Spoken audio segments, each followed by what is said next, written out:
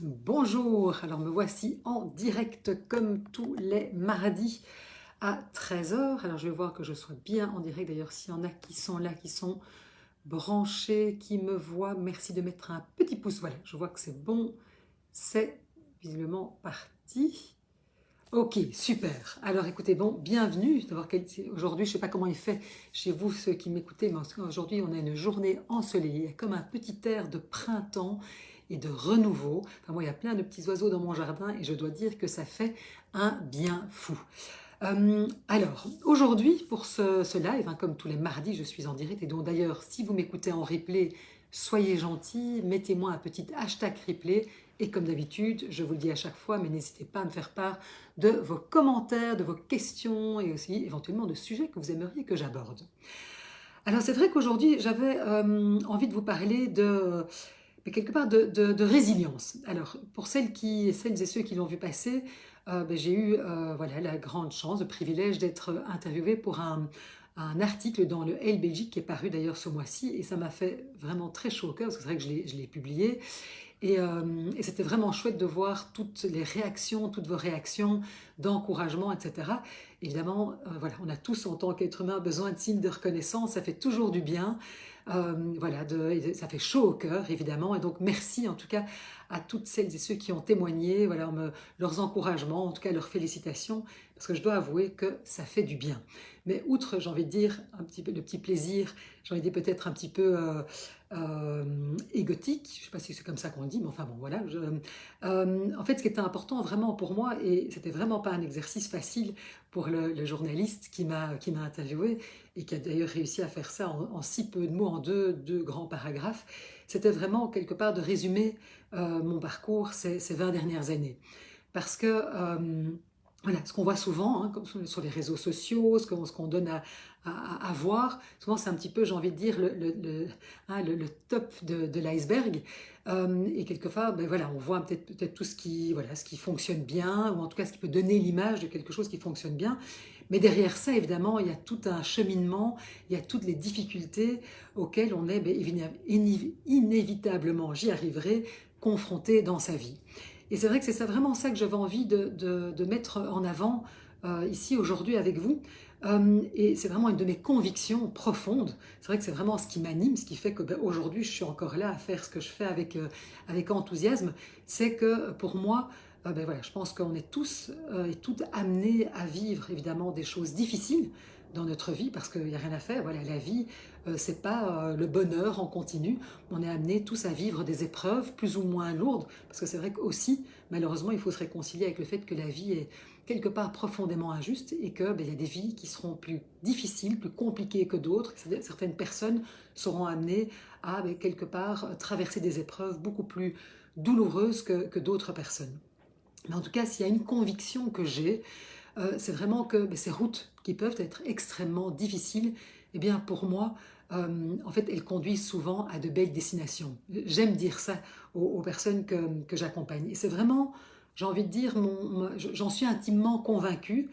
Parce que pour moi, par-delà, évidemment, la souffrance, parce que quand on vit quelque chose qui est extrêmement difficile, qui est douloureux, une épreuve, hein, que ce soit un deuil, une séparation, que ce soit la perte d'un emploi, que ce soit, je sais pas moi, l'incendie d'une maison, enfin, voilà, tout ce que la vie, malheureusement, peut nous amener à traverser, ça peut être une trahison en amitié, enfin voilà, tous les petits et grands malheurs de la vie. Je pense que chaque fois qu'on est confronté comme ça à voilà, une épreuve, à une difficulté dans sa vie, eh bien, quelque part, si on peut vraiment l'accueillir et la gérer, et bien la gérer, eh bien, c'est chaque fois une occasion que la vie nous donne, quelque part, d'effectuer un travail de transformation pour vraiment aller à la rencontre de qui on est profondément et peut-être pour pouvoir vivre notre vie de manière plus authentique. Et vraiment, en tout cas, voilà, moi, c'est ce que moi j'ai vécu personnellement, en tout cas dans ma vie.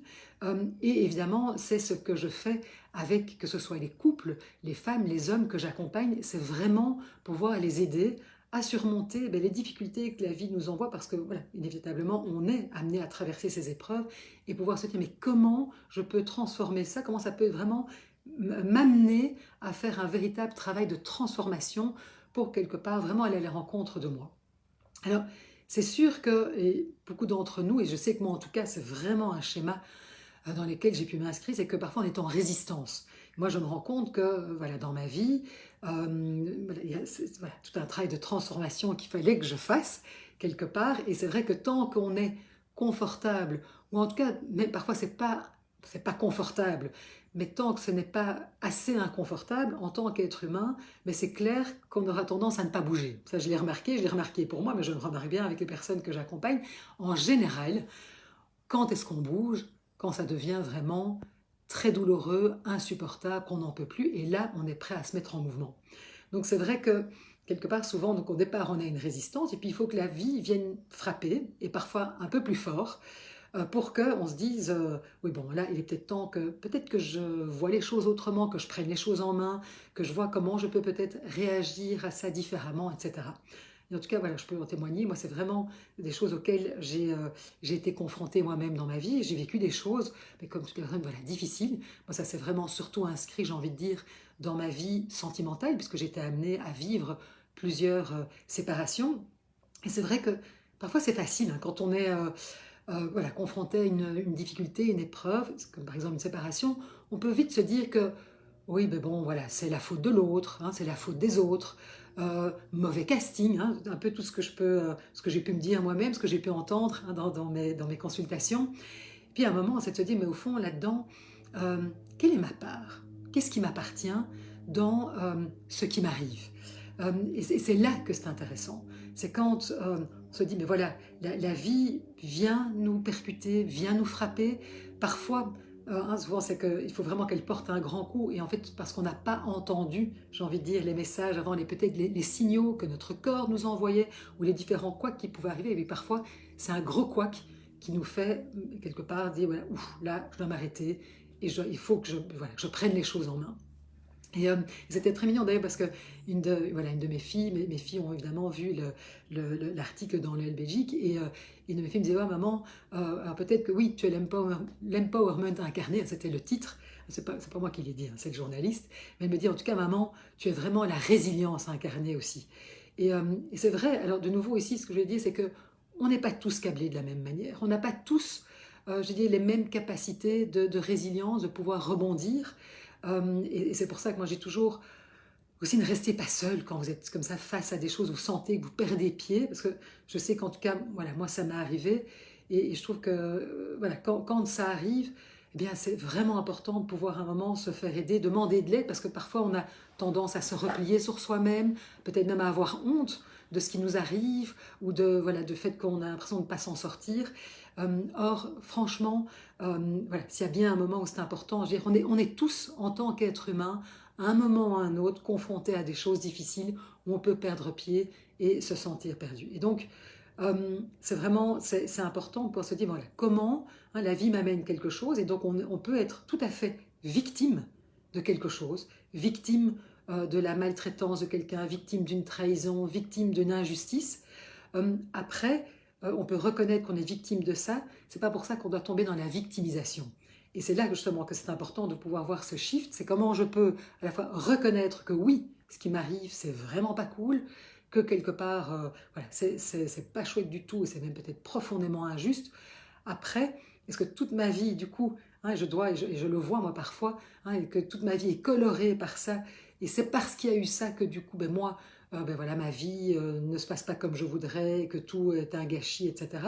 Ou c'est de se dire, ok, maintenant, qu'est-ce que je fais avec ça? Et qu'est-ce que ça m'apprend, ce qui m'arrive là? Et donc voilà, donc c'est vraiment, on se dit comment je peux quelque part faire ce travail de transformation. Et c'est vrai que c'est pas toujours confortable. C'était intéressant parce qu'il y avait justement une jeune femme que j'accompagne qui me disait hier, elle me dit, oh, c'est quand même dingue, hein, il a vraiment fallu que ça vienne me toucher, que je sois au plus bas pour que quelque part, je prenne les choses en main et que j'aille un peu faire ce travail d'introspection en me disant, mais tiens, au fond, pourquoi ça m'arrive ça ici aujourd'hui? Et aujourd'hui, il me dit, je suis tellement contente de l'avoir fait parce que qu'est-ce que je me sens mieux? Parce que quelque part, je vivais une vie en fait où j'étais pas du tout moi, où j'essayais de me conformer à ce que je pensais que les autres attendaient de moi pour pouvoir justement être aimée, reconnue. Et en fait, quelque part, j'étais pas du tout, j'étais pas moi quelque part. Et le fait d'avoir vécu ça, ça m'a obligée à revenir vraiment en me disant, enfant, est-ce que c'est juste? Est-ce que quelque part, je suis juste avec moi-même? Est-ce que je me permets voilà, de pouvoir incarner la personne que je suis? Et c'est parce qu'elle a vécu cette chose qu'elle a pu vraiment se mettre en mouvement. Et je peux dire la même chose pour moi, en fait. Parce que pendant des années, et c'est ce que voilà, le journaliste a bien réussi à mettre en mots, c'est que pendant des années, oui, j'ai fait passer les besoins des autres, en particulier voilà, des hommes qui partageaient ma vie, parce que quelque part, voilà, j'avais peur de ne pas être aimée ou reconnue ou d'être quittée, même si à un moment je me montrais telle que j'étais. Et c'était ce que moi je me disais. Hein. Et en fait, évidemment, à force de faire passer les besoins des autres avant les miens, et bien à un moment, ça génère des frustrations énormes. Et quand on est frustré, mais franchement, on n'est pas la personne la plus agréable à vivre. Et puis surtout, on est dans les reproches. Et les reproches, ça n'a jamais rien fait avancer, au contraire. Et donc, vous voyez le cercle vicieux qui s'installe.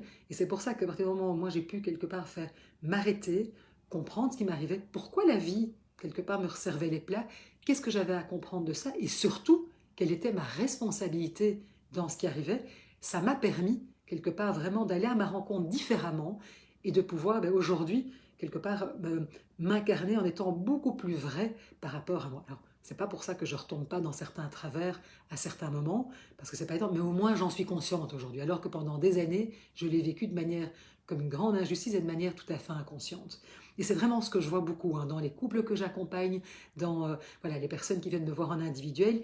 Mais la bonne nouvelle, c'est qu'on a un pouvoir là-dessus, qu'on n'est pas obligé de subir ça, justement, et qu'on peut, en fait, quelque part reprendre le pouvoir sur sa vie et pouvoir faire justement ce travail de transformation pour aller à la rencontre de soi.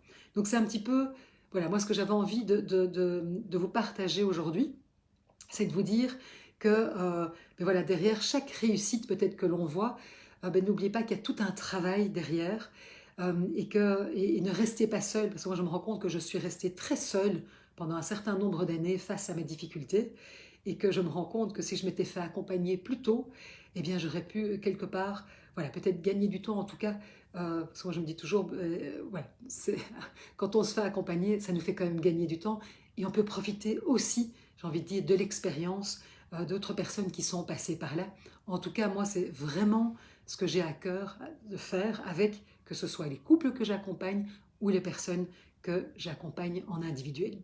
Et voilà, je voulais encore vous dire à tous et à toutes merci pour voilà, tous les beaux messages que j'ai reçus. Ça m'a fait très très chaud au cœur. Et j'ai envie de vous dire, voilà, ici, pour vous aussi, euh, n'oubliez pas que quand on est confronté à des choses difficiles, c'est vrai qu'au moment même, ça peut être décourageant, on se dit mais pourquoi ça m'arrive encore? Pourquoi moi? C'est injuste, mais essayez de voir, voilà, là derrière, quel est le message et peut-être quel est le travail de transformation que ça va m'amener à faire pour en fait finalement une plus grande liberté d'être. En tout cas, c'est ce que je vous souhaite du fond du cœur. Et voilà, je vous dis à la semaine prochaine. N'hésitez pas à me faire part de vos commentaires, de ce que ça peut-être voilà, ce que ça vient toucher chez vous. Et puis si vous me voyez en replay, n'hésitez pas à me mettre un petit, enfin non, surtout mettez-moi un petit hashtag replay. Et merci en tout cas à voilà, toutes les personnes qui me sont fidèles et qui m'écoutent régulièrement. Ça me fait du bien et ça fait chaud au cœur. Donc merci beaucoup à tous et à toutes pour votre soutien et je vous souhaite une très très belle après-midi. À très bientôt.